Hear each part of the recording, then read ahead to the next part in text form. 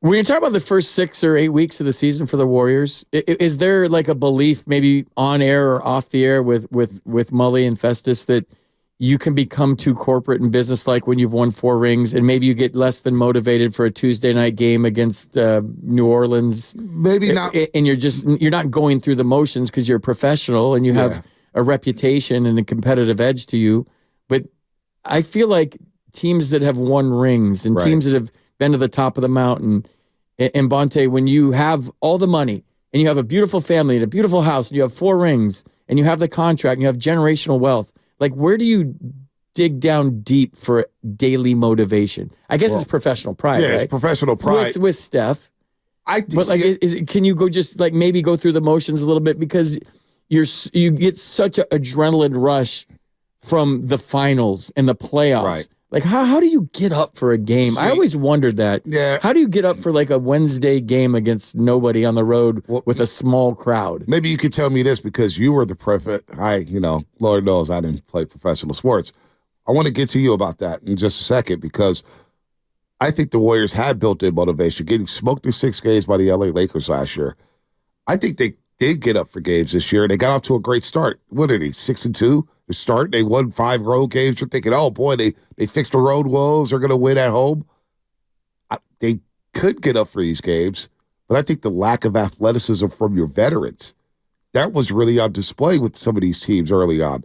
Even the Detroit Pistons, the Warriors are struggling with the Pistons at home and on the road. Why? Because of the athleticism advantage other teams have over the Warriors. Steph is not the same athlete he was, say, 5 years ago. Still a damn good one at 35, right? But he's not the same. He didn't lose a step, but there's that certain oomph to get by your defender at times. Steph Curry struggles with that. We know Klay Thompson has lost a step. We know Draymond Green is not the same 6'6" defender that he was, say, 5 years ago. So when you lose some of that athleticism and some of that tread off the tires, okay, who can pick me up? Well, that's where the youngsters come in with the Kuminga, the Moody's, the Pods, the Trace Jackson-Davises. Is for the first 2 months of the season, you didn't have that because they weren't playing much. So you were relying on the old guys in the regular season to try to get you over the hump. And I saw a team that played with a lot of effort, a lot of spirit.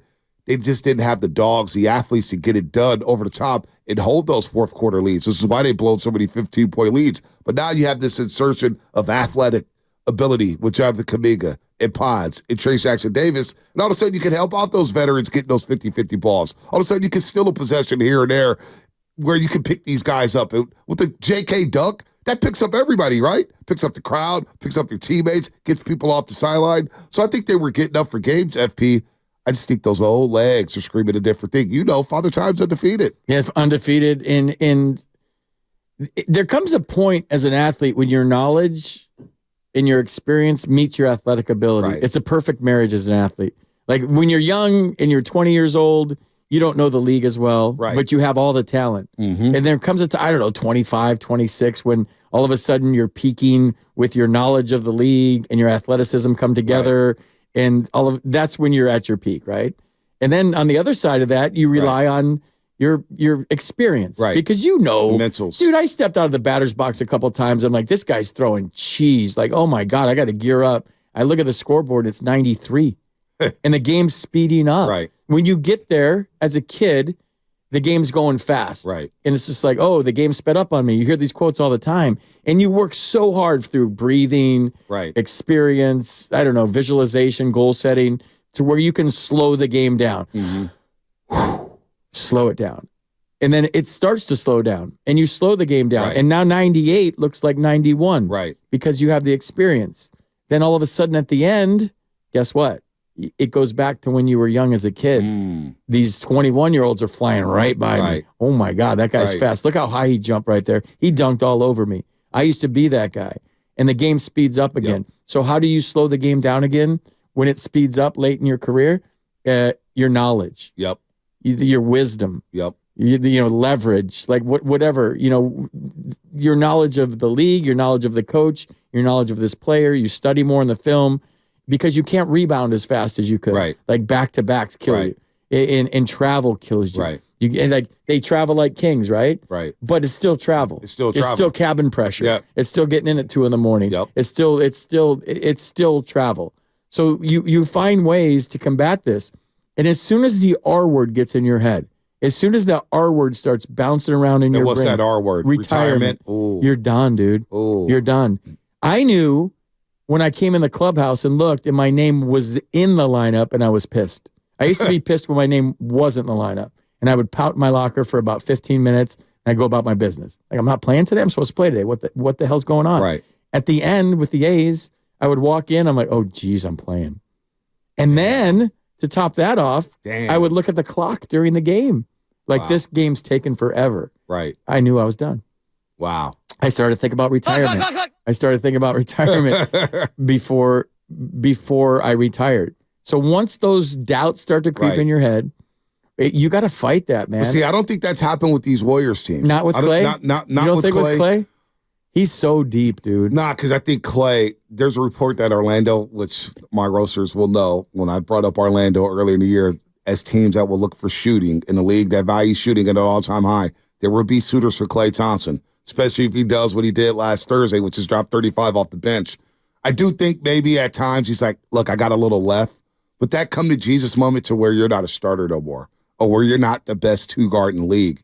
I do think that was a battle with Klay Thompson. You got the ego. You got the ego. Like, he was at the top of the top, and he's fighting. So remember all season, I want to get back to being an all-star, being the best two-way guard. Probably not going to happen, especially at this age with the way you move, those leg injuries or whatnot. You could just tell he's a different player. That's okay. He's still serviceable. Like, I'm not going to scoff at 17 points a game and his career low shooting at 37.5% from three. You know how many players in this league will take 37.5% from three? It's a lot of guys' best shot. Like, Damian Lillard will take 38% from three, and he's a great three-point shooter. So I don't know if the R word has crept into his dome, but that realization that's another R word for you, FP, realization that, hey, I'm not the top two guard in the league anymore. And on this team, I may not be the best finisher for this roster. I may not fit with the pieces that we have, so how do I adjust? That's where the knowledge and the experience comes through for a Klay Thompson like that. And I think him embracing that, hey, I'm going to come off the bench. I know I'm going to get 28 to 30 minutes, and I'm playing against second units to where I'm going to get my shot. Klay Thompson should have a lot of great nights over the last 29 if he's playing with the second unit and guys who are going to create more shots for him, like a JK, like a Paz, like a Chris Paul when he does come back. And he's so authentic in his quotes. I love it. He just play for your teammates, play for the fun of the game, play for the dubs, not the name on the back of the jersey. That's when I'm at my best, when winning is the only thing that matters. When you go out there as an athlete and you do that, everything else takes care of itself. Exactly. I talked to Brandon Crawford a couple of times this season, who was having trouble with his usage. Yep. And we were hanging out, and it was off the field, and he was kind of bummed out a lot this year because he was. And I said, dude, you've had a career that all of us wish we could have had. Like, you got 2 rings. Like, you've been an all-star. Gold gloves. You almost won an MVP. You have the gold gloves. Like, your career is amazing. I said, so every time you start to get bummed about the way Gabe is using you, like, there was times when he started him against a lefty when he hadn't played in 3 days. Like, you just don't do that to a veteran with resume like he has and accomplishments and achievements. And he was frustrated. And I get it. So I told him, like, perspective and the lens you look through things, the competitor will always come out, and that's going to be, and the ego's always going to be there. I don't care who you are, what you've done. If you're at the highest level, you have an ego. You do. Mm-hmm. But I was trying to get him to look at things like from a different lens about like kind of what he's accomplished in his career and how lucky he is. And that's the same thing. The reason I bring that up is it's kind of the same thing with Klay right now. Right. Kind of bummed, probably sixth man, but it seems like he's embracing it. Yep. It seems like he has the right mindset.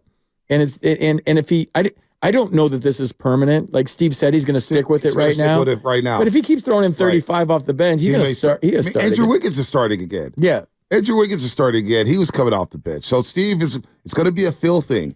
And that you have to fill it out with 29 games left. The only guy who's guaranteed a spot is Stephen Curry. Let's be real. Steph Curry's guaranteed a spot. JK is too, right? JK, well, you got to play JK. He's an all-star. You got to, but now I want to see, he only played 24 minutes last Thursday. I am interested to see now that the guys are coming back, how much rope will JK have again? Are we going to see less minutes from JK? The end of the Utah game, I don't know if I like what I saw.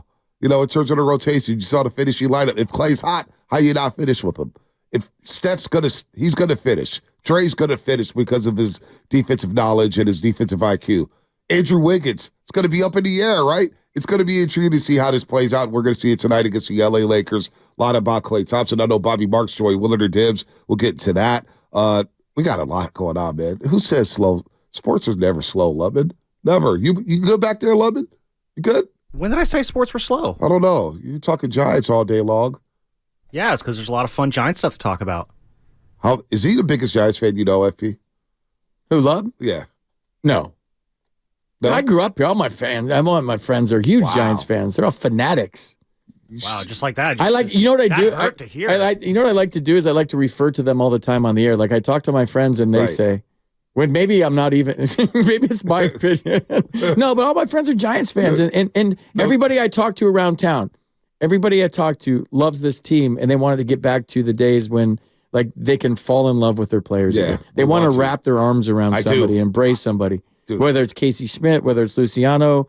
It's hard to do it with a pitcher that pitches every 5 days, but Logan's a great guy. Maybe Patrick Bailey. I'm in love with Gunnar Henderson now. Just my like boy Atlee. The same feelings we have about Pajemski and Kaminga right now, Giants fans want to feel that. I want to feel like that. Yeah. Give him that last 2 months that Gunnar Henderson got with the Orioles last year. Aldi Rutschman, who we're going to see in the home run derby. Yeah, that was Bonte trying to say Adley Rutschman.